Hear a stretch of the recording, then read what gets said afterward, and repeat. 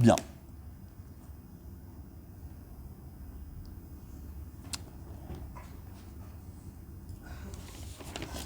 Alors, parmi les mitzvot qu'on va accomplir la veille de Kippour, en tout cas au moins pour les messieurs,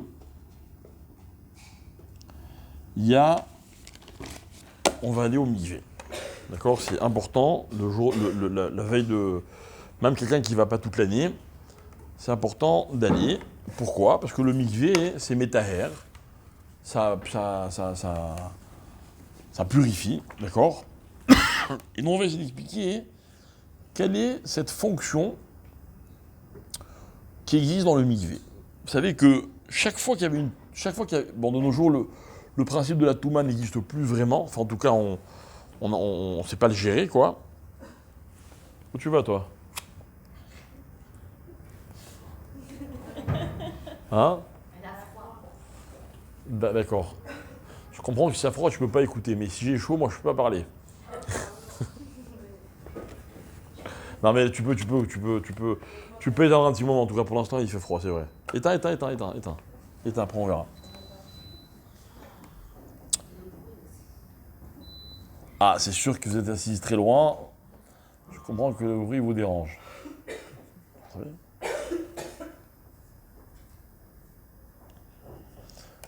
Vous voulez pas vous rapprocher?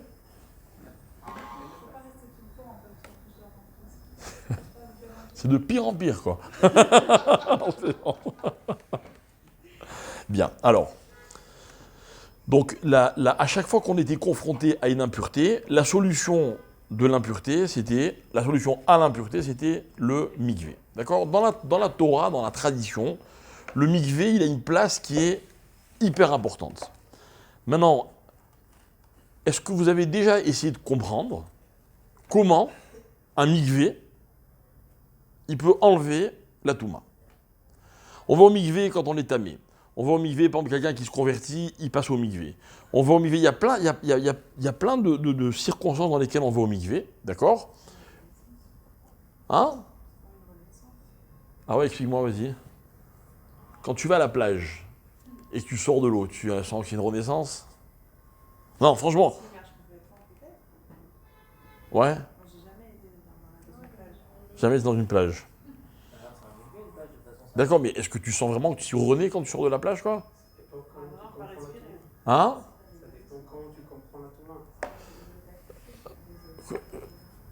Ça veut dire?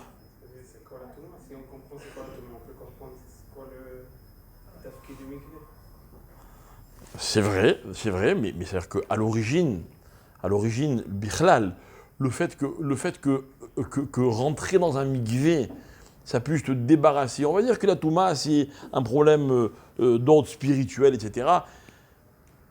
Même sans comprendre vraiment qu'est-ce que ça veut dire être tamé, comment le simple fait de s'immerger dans l'eau, eh ben ça y est, on n'est plus tamé. Ok, la touma, c'est pas une saleté. Quand vous êtes sale, vous passez sous l'eau, vous nettoyez, ça s'en va, d'accord. Mais la touma, c'est pas une saleté, hein? Et alors? C'est tout, c'est que l'eau qui fait qu'il naît? L'eau d'avant la naissance, c'est vrai, c'est joli comme ce que tu dis, mais c'est pas une explication. C'est un détail, l'eau. Et alors, mais ok, après les dynimes du mikvé, ils sont très nombreux, mais ça n'explique pas le. Alors regardez, pourquoi je vous parle de ça? Je vous parle de ça parce que l'idée, elle va très loin. D'accord? Il s'agit d'une Mishnah. Une Mishnah qui dit la chose suivante. Laissez-moi juste retrouver la référence. Voilà. La Mishnah dit comme ça. Amar Rabbi Akiba, dans Yoma. Ok? Amar Rabbi Akiba. Ashrechem Israël. Lifnemi atem metaharim. Ou mi metaher etrem. Donc, Ashrechem Israël, Rabbi Akiva, il rend hommage au peuple juif. Il dit vraiment la chance que vous avez, vous les juifs, devant qui vous vous purifiez et qui vous purifie. Réponse, Avichem Sheba Shamayim. votre Père qui est aux cieux.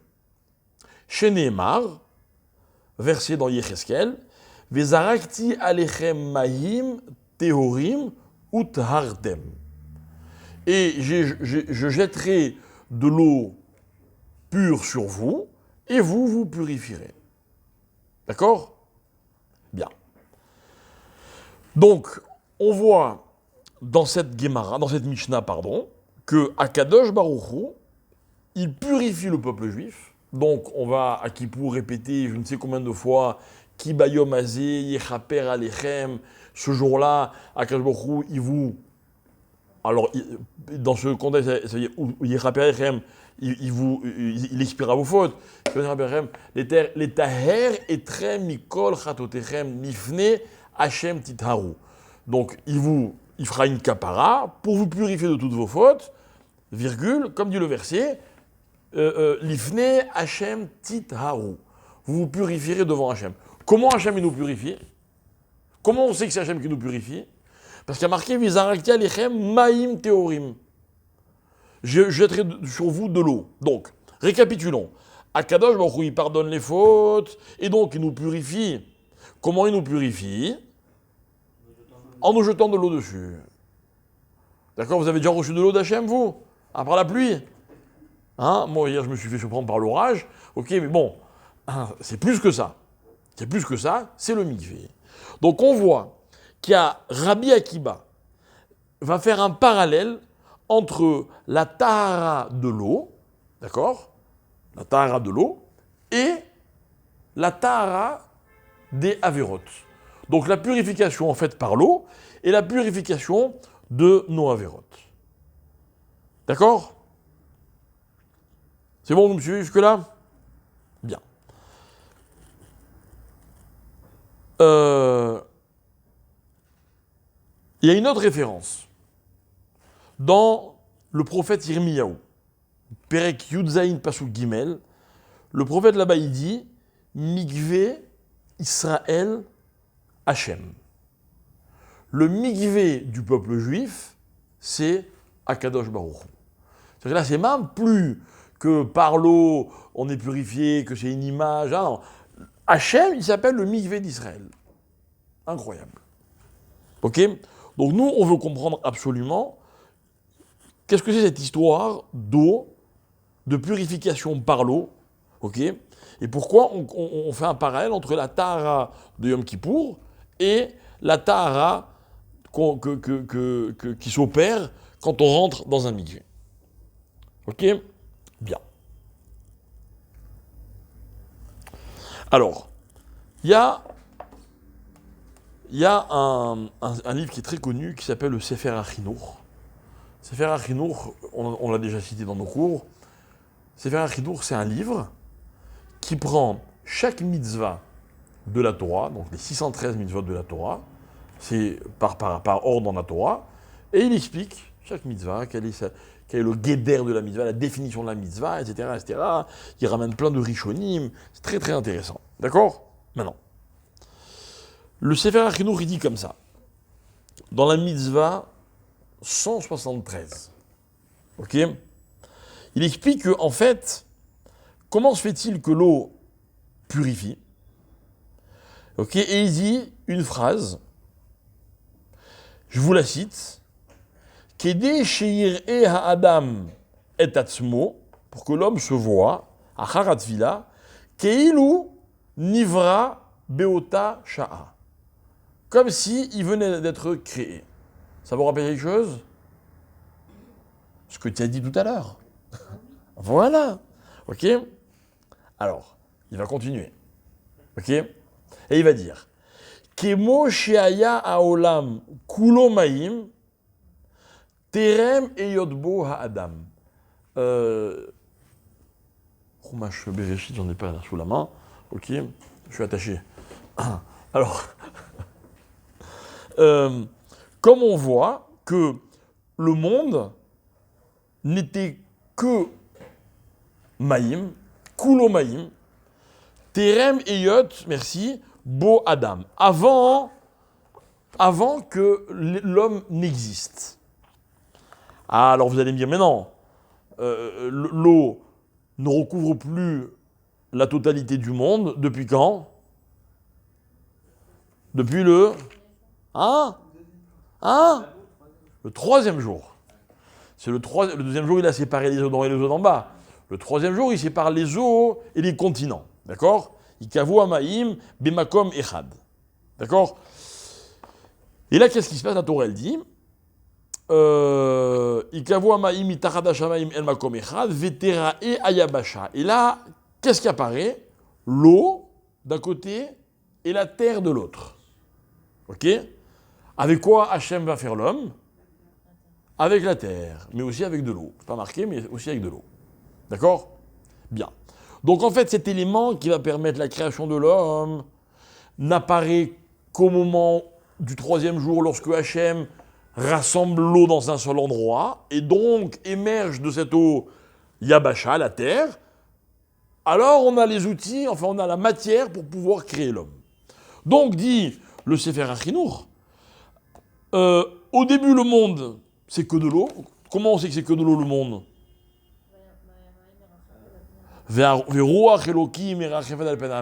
Deuxième passouk de la Torah. C'est-à-dire quoi? C'est-à-dire que tout le monde était recouvert d'eau. Ok?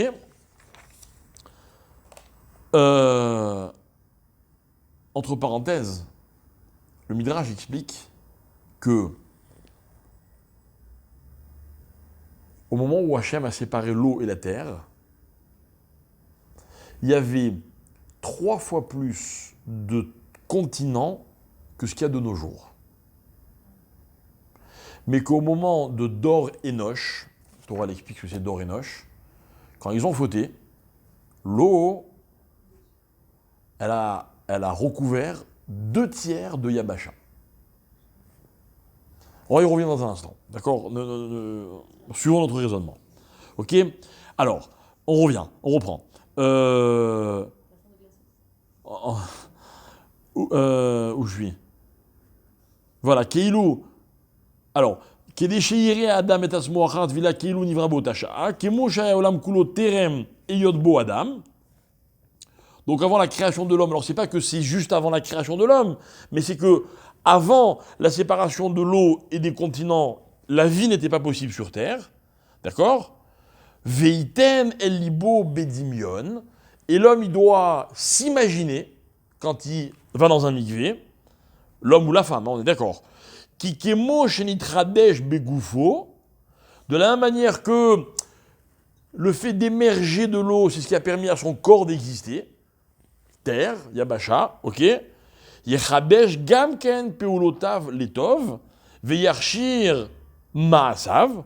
Donc il y a un renouveau, il peut provoquer un renouveau dans ses actions pour le bien. Veyarchir Maasav, Veydaktek, etc., etc. Donc il peut vivre comme une espèce de nouvelle naissance, que tu as dit tout à l'heure, mais on va le préciser, d'accord?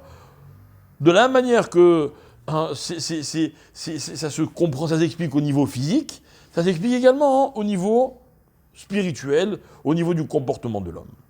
Ok? Alors maintenant, le Sefer HaChinuch, il continue. Et il dit, fais la reine. Et c'est pour ça que les Chachamim m'ont dit que quand on veut faire le mikvé, écoutez, parce qu'au début ça a l'air technique, mais après on va expliquer, hein, que quand on doit aller dans un mikvé, il ne faut pas que le mikvé soit rempli, il ne faut pas que l'eau soit une eau qui a été, hein, non, puis il ne faut pas qu'elle soit stagnante, d'accord, contenue dans un récipient, d'accord, indépendamment de la taille maintenant, ok. Ce qu'on appelle Maïm Mechou Nassim. D'accord? Il faut que le mikvé soit de l'eau vive.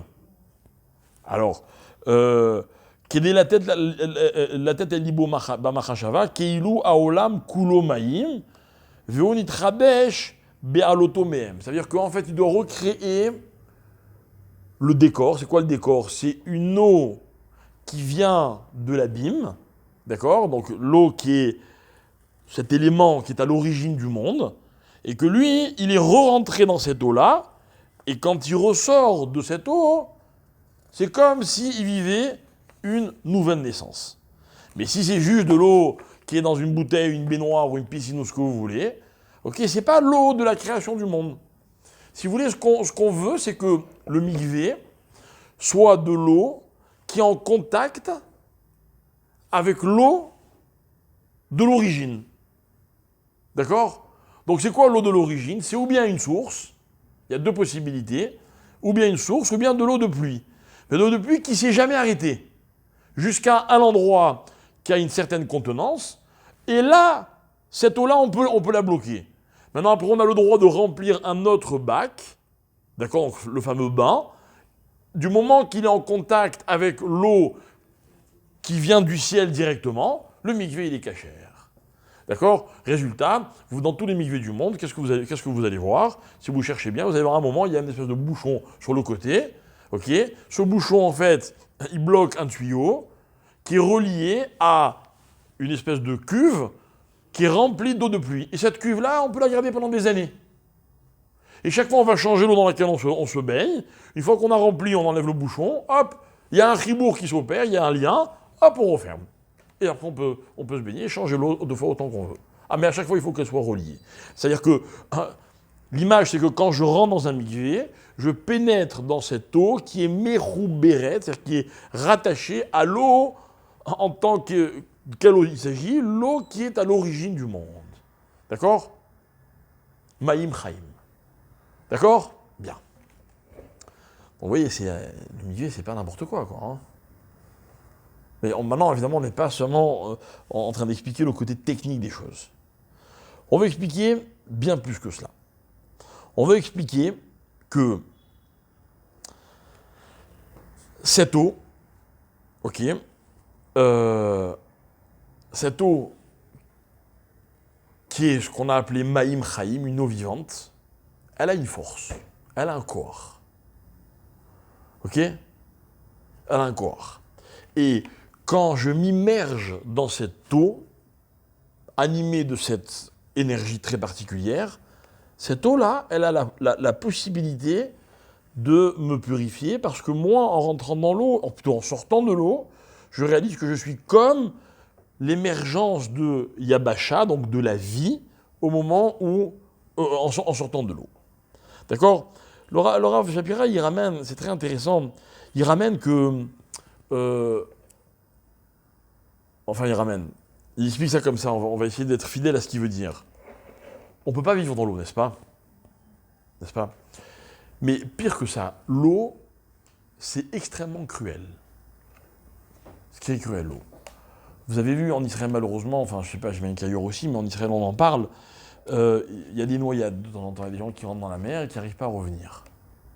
Ok? Et très souvent, j'entends des histoires où c'est des gens qui sont allés, mais ils ne pensaient pas du tout qu'ils n'allaient pas pouvoir revenir. Je ne sais pas si vous êtes déjà arrivé, la mer est très dangereuse en Israël. D'accord? Quand vous allez dans l'eau, ok, très, très souvent, vous vous rendez compte de la puissance de l'eau. D'accord? Elle vous déporte, elle vous emporte, Rabbi Shalom. D'accord? Et ça peut être très difficile de revenir. Ok? Mais Dieu préserve. Quelqu'un qui se noie. Comment ça marche une noyade? La personne, elle n'arrive pas à rester avec la tête au-dessus de l'eau. D'accord? Elle est comme attirée vers le fond, quoi. Et puis elle ne peut plus respirer, Chadé Shalom, vous comprenez tout de suite ce qui va se passer. Mais quand une personne s'est noyée, qu'est-ce qui se passe? Elle flotte. Et le Rav, il explique, et il dit en fait, on a l'impression que l'eau, elle lutte contre la vie.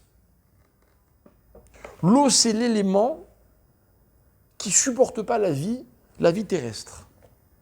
Et dès qu'elle a gagné cette vie, elle a vaincu, bah après, elle se calme. Et elle laisse le noyer flotter. Souvent, elle les rejette sur le bord. Rentre chez toi. D'accord? Ça veut dire quelque chose, ça. Vous comprenez, on n'est pas des scientifiques. Nous, on veut comprendre l'esprit qu'il y a dans la chose. La mer, elle est porteuse, l'eau en général, c'est porteur d'un message. D'accord? Regardez. Je reprends la lecture du 3e jour. Vayomer Elohim, et Hachem a dit, Ikavu Amaim, Mitachat Hashamaim. Vous pouvez me traduire ce verset, Ikavu. Comment t'as dit? Pas mal, pas mal, pas mal, mais on n'est pas encore à la ligne. Ikavu Amaim, je vais lire tout le verset. Mitachat Hashamaim El Makom Echad. Facile. Non. Ça, c'est entre deux virgules. Ikavu Amaim, laquelle? Celle qui est Mitachat Hashamaim. D'accord? Parce que, rappelle-toi, il y avait les eaux d'en haut et les eaux d'en bas. Ça, c'est le deuxième jour. Maintenant, on parle des eaux d'en bas. Les eaux qui sont sous le ciel. Ikavu El Makom Echad. Ça veut dire quoi?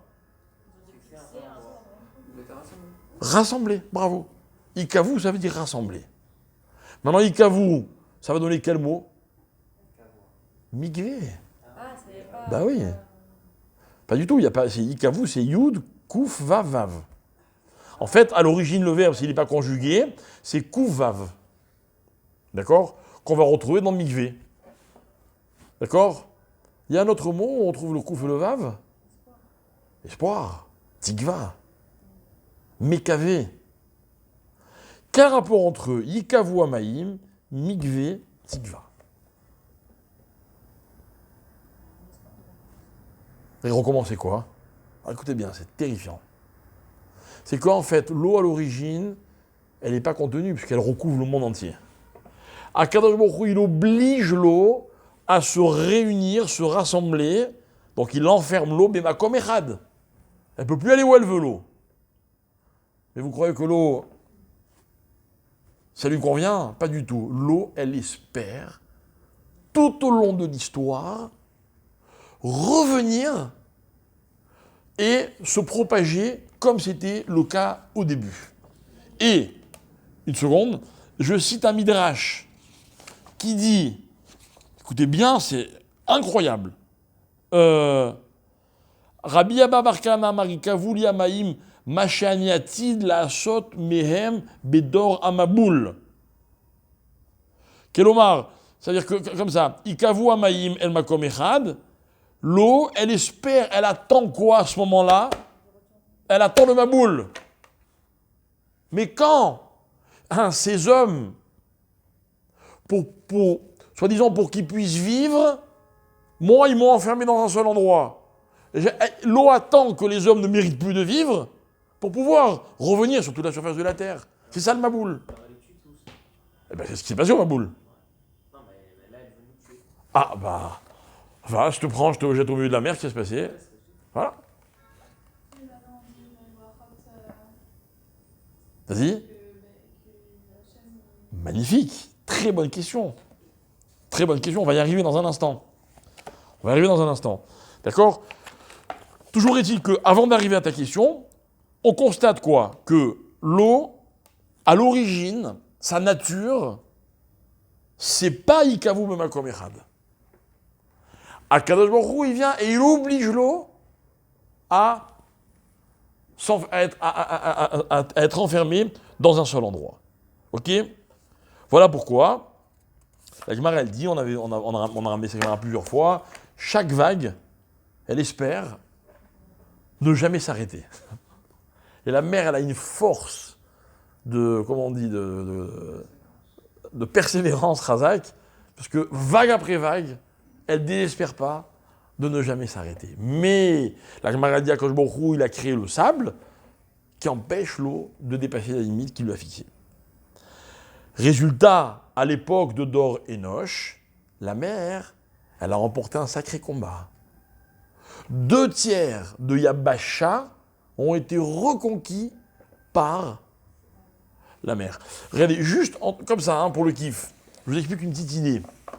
Moi, j'ai rien contre les écologistes, tant qu'ils ne sont pas violents, d'abord, parce qu'ils sont souvent très violents, et ça, je ne suis pas d'accord, soit dans leurs propos, soit dans leurs agissements, ok? Mais moi, je pense qu'il faudrait les rassurer. Il ne faudrait pas qu'ils s'angoissent. Il faut leur expliquer que la raison pour laquelle ils sont inquiets, c'est parce que la Terre semble manquer de ressources. Et les hommes la gaspillent. Il faut leur dire une chose, c'est que un jour viendra où Yabasha retrouvera sa place d'antan. Et il y a 2 tiers de Yabasha que les hommes vont retrouver. Donc déjà, il ne faut surtout pas croire que la surpopulation dans le monde... Pas du tout, du tout, du tout. Mais je vais te le dire, c'est un Midrash qui le dit. Non, il y a marqué que l'eau, elle a recouvert les Mais deux. réfléchis. Mais il n'y a pas marqué dans l'autre sens. Mais réfléchis. Si, je t'explique, si ça a changé à cause des fautes de la génération de Enoch, d'accord? Le jour où le monde sera capable de faire la fameuse teshuva qu'on attend, donc la réparation de la faute avant le veau d'or, hein, qui sera en fait aussi la réparation de la faute d'Adam Arishon. Donc les éléments vont retrouver tous leur place.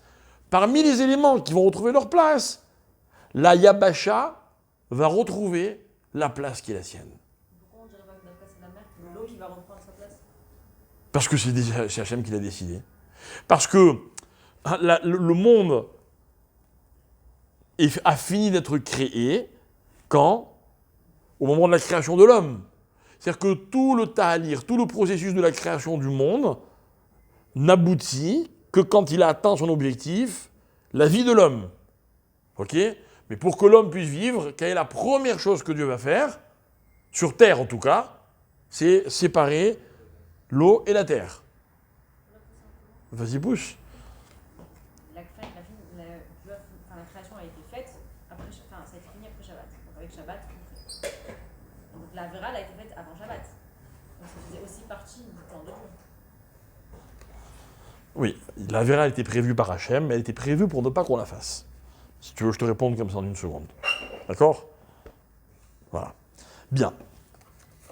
Alors, elle n'était pas prévue pour qu'elle soit accomplie, dans le transgressé. Bien, revenons à notre idée. Ok, l'eau a donc une place dans la création du monde qu'elle ne va pas pouvoir garder. Ok, mais elle va jamais, elle va jamais perdre espoir. Maintenant, écoutez bien, parce que là où ça devient intéressant, c'est quoi? C'est que le fait de ne pas perdre espoir, le fait de la part de l'eau d'attendre le maboul, vous savez comment ça s'appelle? Ça s'appelle une mida. C'est ce que c'est les midotes. D'accord? C'est les qualités humaines. Bon, là, il ne s'agit pas de qualité humaine, mais la mida de l'eau, c'est de toujours vouloir retrouver sa place. L'eau, vous avez une bouteille d'eau, d'accord? Si vous ne la fermez pas bien, que fait l'eau? Alors, elle s'en va, elle ne veut pas rester dans la bouteille, l'eau. C'est-à-dire qu'il faut s'assurer que le contenant soit vraiment imperméable, parce que sinon, l'eau, elle s'en va. L'eau, sa nature, c'est pas de rester dans un seul endroit. Mais, comme on a dit tout à l'heure, mechouvan, comment dire? Bref. Mechounassim. D'accord? C'est pas ça, la nature de l'eau. La nature de l'eau, non. Mais pas seulement dans une bouteille, ni seulement dans une piscine. Moi, je me rappelle quand, avant, on habitait un immeuble, mes parents habitaient un immeuble, le voisin d'en haut, c'était le Cablan, c'était à Paris, ok, il avait construit une piscine sur le toit de l'immeuble, que pour lui. D'accord? Un jour, il y a eu une toute petite fuite. On n'a pas pu utiliser l'ascenseur pendant 15 jours. Enfin, je ne sais plus combien de temps, mais oui, c'est normal. L'eau, elle s'échappe. Ça n'intéresse pas l'eau de rester en haut. L'eau ne veut pas rester. C'est sa mida à l'eau. Sa mida. La mida de la mer, c'est qu'elle ne lâche jamais. D'accord? D'ailleurs, une mère avec ses enfants, elle ne lâche jamais. Ok? L'eau a un ange. Oui, toutes les créatures ont un ange. Mais est-ce qu'il a une telle puissance, cet ange-là, pour... Ah, je ne connais pas le coefficient de la puissance de chacun, mais l'eau, plus son ange, plus tout ce que vous voulez, tout ça, ça crée un concept qui s'appelle Maïm. Ok, Maïm, ça a cette mida-là. La mida de vouloir revenir à sa place. Ok? Vous comprenez, l'eau, elle n'a pas l'impression de vouloir voler quoi que ce soit. Elle veut juste regagner sa place. Elle veut regagner sa place. Et comment ça se fait que l'eau ne regagne pas sa place? Baruch ata Hashem, Elokeinu melech haolam, roka haaretz alamaim. Parce que tous les jours que Dieu fait, Dieu ordonne donne à la terre la possibilité d'être supérieure à l'eau. Et il dit, terre, arrête l'eau. Vous comprenez, Dieu, il n'a pas calmé la mer. Roka, ça vient du mot karka, d'accord? Karka, c'est le sol. Le sol, c'est comme c'est un mot très ambigu. C'est comme si le sol, il était plus haut que la mer. Alors que normalement, à l'origine, la mer, elle est plus haute que la terre. Bon, bref, après, on rentre dans des midrashim on va pas s'en sortir. Mais moi, ce que je veux qu'on comprenne, ce qui m'intéresse, c'est la mida de l'eau. La mida de l'eau, c'est qu'elle veut récupérer sa place. Et Akadosh Baruch Hu ne l'empêche pas. Non, ne change pas la mida de l'eau. Mais il donne à la terre, une force qui est supérieure à celle de l'eau. Mais c'est renouvelé tous les jours. Parce que ça, c'est pas définitif, vous comprenez? Parce que pour que ce soit définitif, le seul moyen, ça aurait été de calmer la mer. Hachem ne veut pas calmer la mer. C'est sa mida. Ok? Alors, vous pouvez me demander, mais en quoi ça nous intéresse tout ça? Quel rapport, la veille de Kippour, c'est tout ce qu'il doit nous raconter, l'eau, machin, la mer. Alors voilà. Il faut comprendre une chose. C'est que cette mida qu'on trouve dans l'eau, c'est la mida qui permet à l'eau de purifier. D'accord? Maintenant, quand on rentre dans un mikvé, c'est quoi rentrer dans un mikvé? Rentrer dans un mikvé, c'est retourner dans l'élément, qui est celui qui est censé recouvrir le monde entier. Par exemple, là, entre parenthèses, l'ouverture de la mer Rouge, Kiryat Yam-Souf. Il a été créé quand, le concept de Kiryat Yam-Souf? La création du monde. Hachem, il a fait un tnaï, des conditions. Mais la mer, elle ne voulait pas, elle. Donc il va dire, c'est très simple. Tu veux pas de mer. C'est-à-dire que je te crée, mais à condition que. Mais si c'était pas calé au moment de la création du monde, jamais elle se serait ouverte, la mer. Parce que la mer, c'est contre sa nature, et Hachem, il a toujours respecté, si je peux me permettre, la nature de l'eau. Mais tout ça n'a de sens que pour une seule chose, c'est quoi? C'est pour que l'eau, elle puisse purifier l'homme. Donc ça veut dire quoi? Que le fait de rentrer dans l'eau, dans Maïm Chaim, dans cette eau qui est Mechouberet à l'origine de l'eau, eh bien, c'est ça qui doit faire réfléchir l'homme. Ça doit faire réfléchir l'homme que, en fait, si l'eau était restée à sa place d'origine, alors écoutez bien, parce qu'on va passer encore un petit stade supérieur. Regardez, pourquoi ça n'aurait pas été possible de créer l'homme aquatique? C'est vrai qu'il est fait de l'eau. En plus, il y a une grande part de l'homme qui est haut. Alors c'est quoi le problème? Pourquoi il a fallu qu'on déplace la mer, qu'on machin, etc. Il n'y a qu'à faire un homme, mais... Poisson. Nos femmes auraient été des sirènes. Magnifique. Ou des requins. Ou des baleines. On arrête. Ok. Pourquoi quel était le problème? C'est toi qui a commencé, hein. C'est quoi le problème? Qu'est-ce qui aurait manqué à l'homme? Alors là, je vous demande de... On va revenir vers une idée qu'on a déjà abordée plusieurs fois. C'est ce qu'on appelle la tsura. La tsura, c'est quoi la tsura? Littéralement, la tsura, si on traduit, c'est la forme. Ok? Mais rappelez-vous, on a expliqué plusieurs fois que la tsura, c'est pas la forme seulement des choses. Ok? C'est la forme que l'homme il est capable de donner aux choses. Mais d'abord que l'homme il doit lui-même acquérir. La tsura d'un homme, par exemple, c'est ses midot. Midot, c'est un mot qui est aussi ambigu, parce que midot, ça désigne les qualités humaines, mais midot, c'est aussi les mesures. Alors on a expliqué plusieurs fois que, en fait, les mesures d'un homme, d'un être humain, c'est justement ses qualités. D'accord? Quand on voit quelqu'un, on ne doit pas dire est-ce qu'il est grand, petit, ou ceci ou cela. On doit dire, tiens, il est généreux, il est coléreux, il est égoïste, il est patient. D'accord? Ça, c'est son vrai midot. Et Comment ça se voit? Dans la tsoura que l'homme est capable de donner aux choses. C'est-à-dire que chaque fois que vous ouvrez la bouche, chaque fois que vous accomplissez quelque chose, vous l'accomplissez avec vos midotes. Vous lui donnez une tsoura. D'accord? Quand vous parlez à quelqu'un, vos paroles ont une forme. La forme qui est le résultat de vos midotes. Et en fait, c'est une création. Quand vous dites une parole gentille, vous avez créé quelque chose. C'est ça la tsoura d'un homme. Maintenant, la tsoura, le seul élément de la création qui n'a pas de tsoura, c'est quoi? C'est l'eau. D'un autre côté, l'eau, quelle est sa particularité? Elle adopte toutes les formes, toutes les tsurotes. Donc en fait, c'est pour ça que j'ai dit tout à l'heure que, ah oui, il y a encore une autre caractéristique dans l'eau, c'est que rien ne peut avoir de forme, je parle maintenant dans ce qui est matériel, physique, rien ne peut avoir de forme sans eau. C'est-à-dire que si vous prenez une matière qui est complètement sèche, vous ne pouvez pas lui donner de forme. Si vous pouvez former une matière, c'est seulement quand elle est mélangée à de l'eau. D'accord? On ne peut pas prendre, je ne sais pas moi, comment? La farine sans eau, par exemple. Ok. Non, mais par exemple, tu vas me dire, ok, alors je prends du bois et j'en fais une table. Non, c'est pas pareil. Là, vous éliminez de la matière. Vous comprenez? Si je prends un morceau de bois et je le coupe, et il est très sec, il est complètement sec, je ne vais pas donner de forme. Je lui ai enlevé de la matière. C'est pas ça la forme.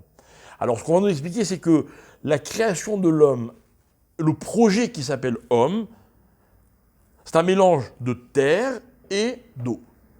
Et c'est donc le résultat de ce qui s'est passé le troisième jour, pardon, où on a séparé l'un et l'autre. Parce que quand on les remélange ensemble, mais avec la bonne dose, alors on obtient une forme. Et en fait, tout le projet de l'homme, c'est justement de trouver cette forme-là.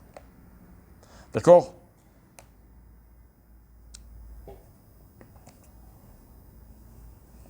Alors nous, ce qui nous intéresse, et évidemment, c'est notre sujet, c'est de comparer la teshuva à l'eau. Ok, la teshuva, c'est comme l'eau.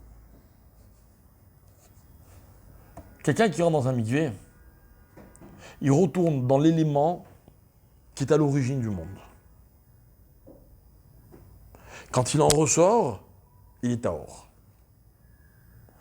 Maintenant, la Gemara se pose la question de savoir si quelqu'un ne sait pas ce que c'est un mikvé, on le prend et on le sort. Est-ce qu'il est tahor? C'est une vraie question. Il y a des possibles qui disent que oui. Et je peux vous garantir que même quand une femme va au mikvé, à la limite les hommes, quand on va au mikvé, c'est beaucoup moins significatif. Mais quand une femme, elle est nida, elle sort du mikvé, elle est théora, et si elle ne comprend pas ce que c'est le mikvé, elle est théora quand même. Alors ok, elle va avoir la kavana de se tremper, mais elle ne comprend pas. C'est pas forcément le sens de l'eau, etc. D'accord? Mais c'est un dioun dans la halakha, c'est pas une évidence. Toujours est-il que dans l'idéal, une personne, quand elle rentre dans une vie, elle doit comprendre que, en fait, elle rentre dans l'élément qui est à l'origine du monde, mais elle en ressort. Et en ressortant, elle est quelqu'un de nouveau. Et nous, on va essayer d'expliquer que quoi? Que la teshuva, c'est la même chose. Ok? C'est quoi la teshuva? La teshuva, c'est quand quelqu'un a fauté. Je ne sais pas s'il y a des gens ici qui ont fauté dans l'année passée. Ok? On va plonger dans la teshuva. Mais en fait, la teshuva, c'est une grande rasra, si on réfléchit bien. Il faut se rappeler de toutes nos avérotes, et j'ai fait ça. Et en fait, souvent, les avérotes, on aimerait bien les oublier. C'est nécessaire de se rappeler. J'ai un problème avec quelqu'un, il faut que j'aille le voir, lui demander Mechila, te rappelle ce que je t'ai fait. Ah ouais, j'avais oublié, tiens. Et on remue là.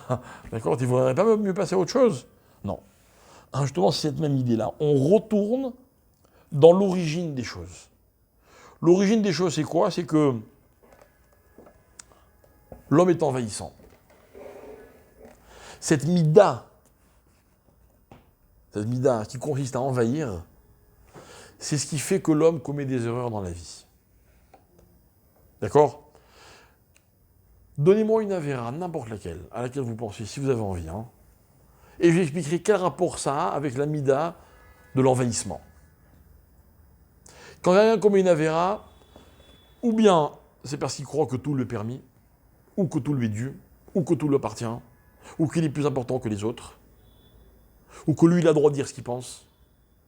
D'une façon ou d'une autre, ce côté envahisseur qui fait partie aussi des midotes de l'individu, de l'être humain, c'est lui qui nous conduit vers la faute.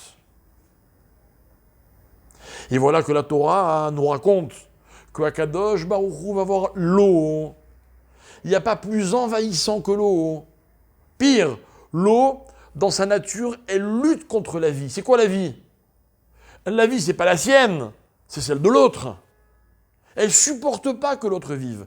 Elle ne supporte que ceux qui peuvent vivre en elle. Donc tout le monde aquatique.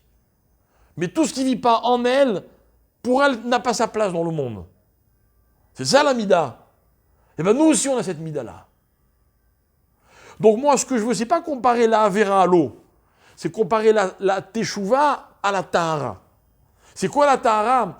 C'est quand l'homme y rentre, il retourne dans cet élément qui est à l'origine et qui occupe tout l'espace qu'il y a dans le monde. Et qu'il en sort, il est Bria Hadasha. Il est une nouvelle réalité. Eh bien, lorsque l'homme, il plonge dans sa Avera, c'est dans cette nature que l'homme a de croire que tout lui est dû, tout lui est permis, qu'il a des droits, et que c'est lui qui les définit. Et qui sort de ça par la Teshuvah, eh bien, c'est exactement comme s'il sortait d'un mikvé. Et c'est ça qui le rend Tahor. Alors, avant de dire que Akadosh Baruch Hu, il est Méter, le peuple juif, qu'est-ce qu'on va dire nous tous les jours, toute la journée de Kippour? Ki bayom hazeh yechaper alechem, fin de la phrase, fin du verset, pardon. Lifnei Hashem titharu. Moi, je suis Mechaper. Moi, je suis Méter, mais d'abord, il faut que vous soyez mitaharim. Titharu. Ça veut dire quoi, titharu? Ça veut dire, voilà, comme quelqu'un qui sort d'un mikvé. Mais on ne peut pas passer notre journée de Kippour dans un mikvé. Mikvé Israël, Hachem. Le mikvé d'Israël, c'est Akadosh Baruch Hu. Et c'est fabuleux parce que, là j'ajoute peut-être une note un petit peu personnelle, mais c'est qu'Akadosh Baruch Hu, finalement, le meilleur moyen de se l'imaginer, c'est de le comparer à l'eau. Akadosh Baruch Hu, lui, il est partout. Il n'y a pas plus, excusez-moi l'expression, il n'y a pas plus envahissant qu'Hachem. Il n'y a pas une seconde de ma vie où j'arrive à lui faire faux bon. Il est tout le temps là. Il se mêle de tout. Mais c'est vrai. C'est-à-dire que moi, tout ce que je veux faire, il faut toujours que je réfléchisse par rapport à Hachem. J'ai droit, je peux, maintenant, tout à l'heure, comme ceci, pas comme cela. Il est partout. C'est un mikvé. Il est comme l'eau. Ah, mais d'un autre côté, j'ai pu faire des avérotes. Ouais, parce qu'il est comme un mikvé, il kavou amaïm. Et c'est là l'idée de cave. C'est quoi cave? En fait, cave, c'est un trait, mais dans le sens de mikvé, c'est que c'est une limite. Il y a une limite. C'est-à-dire qu'Akadosh Baruch Hu, lui, il a fixé des limites. Maintenant, après, à moi de me situer par rapport aux limites que Akadosh Baruch Hu, il a fixées. Mais en tout cas, pour moi, Akadosh Baruch Hu, il est comme un mikvé. Ok? Maintenant, pour bien comprendre cette idée, revenons à un autre texte. Alors, c'est marqué dans... permettez-moi juste de trouver la référence. C'est marqué dans Pirkei des Rabbi Eliezer.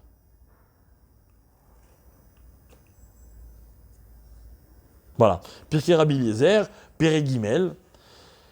Il y a marqué, notamment, parce que c'est marqué dans plein d'endroits. On l'apprend du Tanakh, des Nevi'im, etc., que lorsque Hachem a créé le monde, il y avait déjà des concepts qui existaient. Il y a des choses qui ont été créées avant le monde. Par exemple, la Torah. Vous avez une autre idée?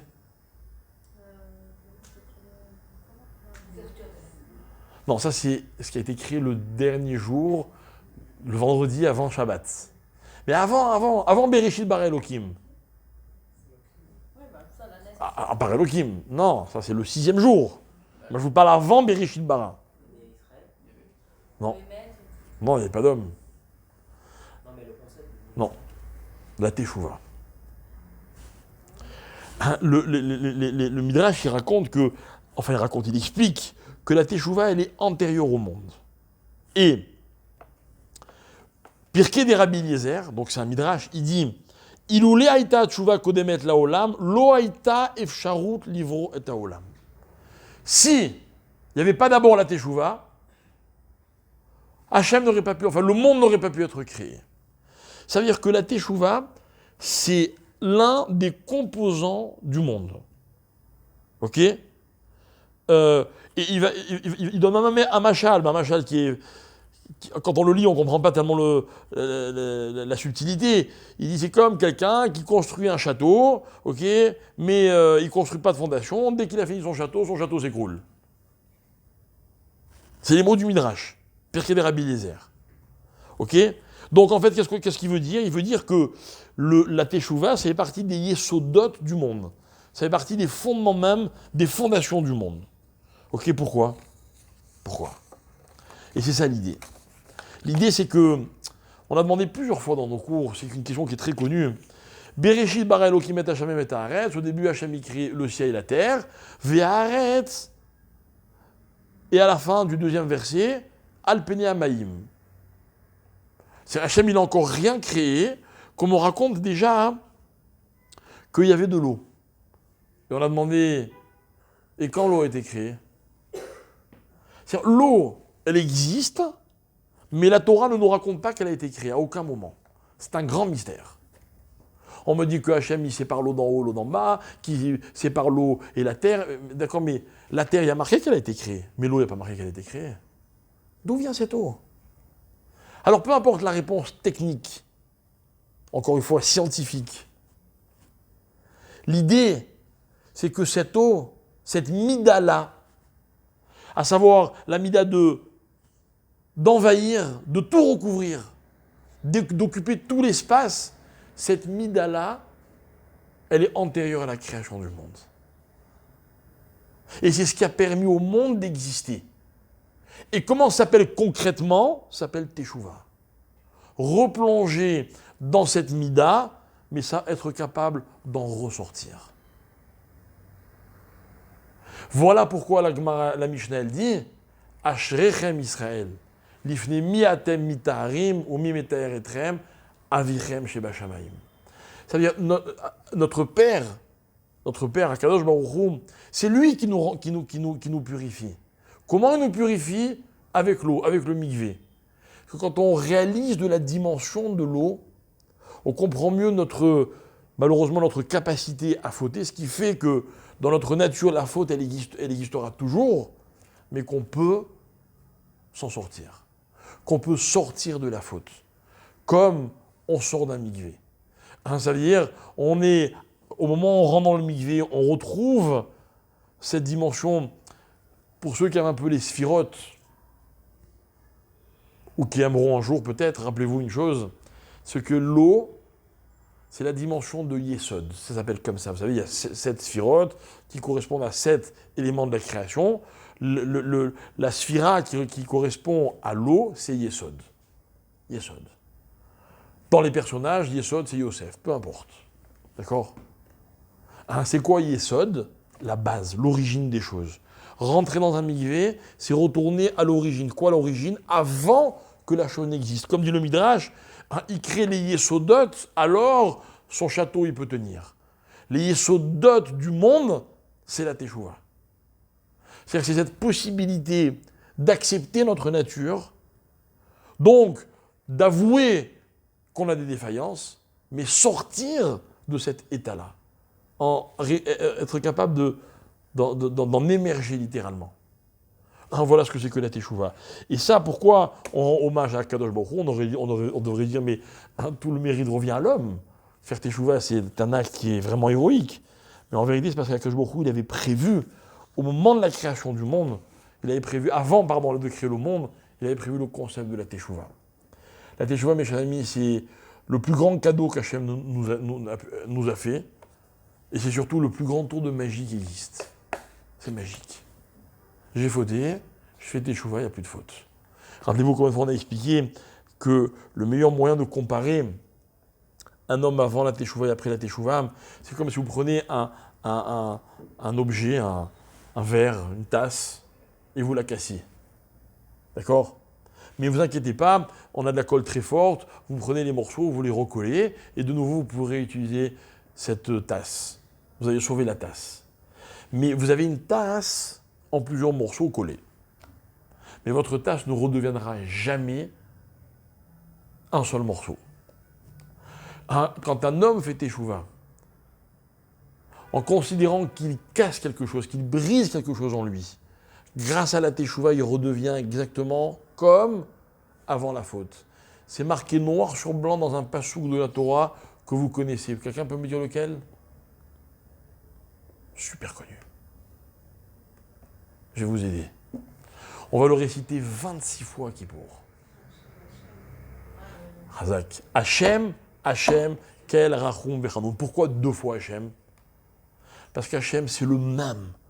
Avant que je fasse une faute et après que je fasse une faute. C'est 2 midot chez Hachem. Il y a 13 midot. Les 2 premières, c'est Hachem et Hachem. Il faut bien les séparer quand on les dit. Pourquoi ? Hachem, c'est une mida avant d'avoir fauté. Imaginez un couple qui s'aime, ils ne se sont jamais disputés. C'est magnifique. Eh bien, ils disputent, mais ils redeviennent exactement comme avant la dispute. Vous arrivez à imaginer un truc pareil ? Enfin, je ne sais pas s'il y a des couples qui se sont déjà disputés ici, mais si c'est le cas, vous verrez que, un jour ça vous arrive, que c'est très difficile de redevenir exactement comme si c'était avant la faute. Eh bien, Hachem, grâce à la teshuva, c'est possible. La magie, c'est qu'un homme, après la teshuva, il redevient exactement comme avant la faute. Hein ? Ça, c'est après la teshuva. D'accord, mais moi, je ne suis pas après la teshuva. Je suis au moment de la teshuva. Je t'explique. Toi, tu as des kélim dans ta vie. Tu es tzaddik. Toujours tu es tzaddik. Ces kélim-là, ils vont t'amener jusqu'à un certain point. Maintenant, l'autre, il a fait des avérotes, il a fait teshuva, il a d'autres kélim que les tiens. Avec ces kélim, il peut aller encore plus loin. Très bien. Mais ça, c'est dans un deuxième temps. Dans un premier temps, je te parle de la teshuva. C'est quoi la teshuva ? C'est qu'au moment où tu fais teshuva, tu redeviens comme si tu n'avais jamais fauté. Est-ce que tu as plus de force ou pas ? Apparemment, oui. Mais déjà, la avéra, elle n'existe plus. Je vais te dire mieux que ça.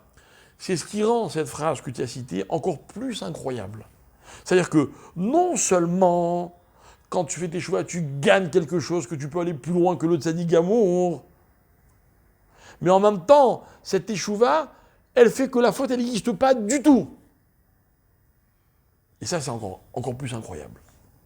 C'est-à-dire que moi, j'avais toujours cru que, quelqu'un, il fait une avéra, il fait teshuva, il a transformé son défaut en qualité.